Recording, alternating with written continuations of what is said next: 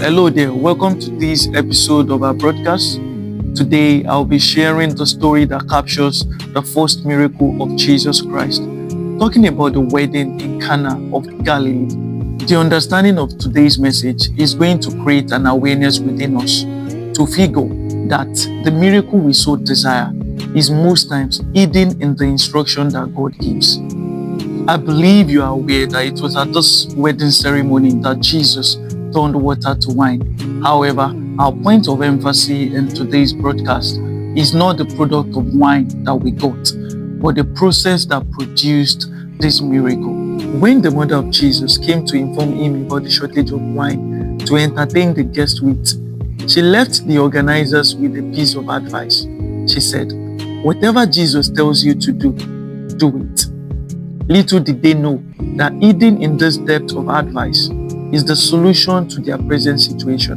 When the organizers of this ceremony got to Jesus, it must have been their initial thought that Jesus had a separate supply of wine at home that they could still borrow and return afterwards. But to their amazement, Jesus specifically gave them an instruction to borrow 6 water pots and fill it to the brim with water. Brethren, what's the correlation between water pot, water, and wine? They must have thought. But little did they know again that hidden in their obedience is the miracle that they so desire. After they had obeyed the first instruction by filling the water pot to the brim, Jesus Christ gave them another specific and tasking instruction. He told them to fetch a little out of the water they've gotten and present it to the governor of the feast. Mind you, at that point, the water has not yet changed to wine. So to the organizers, they were taking a risk. I discovered that it was at the point of them obeying the instruction of Jesus that the water became wine. When you read the book of John chapter 2 verse 9, it says, "When the ruler of the feast had tasted the water that was made wine, and knew not when it was, but the servant which drew the water," not which drew the wine, the servant which drew the water. Do you know what it means to present water in the place of wine to an high-profile individual like that? To them, they were taking a risk, but to Jesus, he was giving them a way out.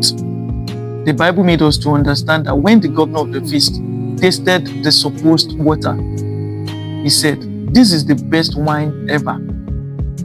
Brethren, you are as close to your miracle as the last instruction from God. Could it be that the instruction you've been ignoring is the doorway into your miracle? Who could have thought that the rod that was with Moses was capable of being used by God to part the Red Sea? So just like the wedding in Cana, are you out of wine in your marriage? That is, are you facing marital crisis? Are you out of wine in your health? Are you battling one ailment or the other? Or probably, are you out of wine in your career? Maybe you're facing 1 or 2 issues at your place of work. Why not run to Jesus the same way the mother of Jesus ran to him? Jesus is capable of restoring wine into any situation.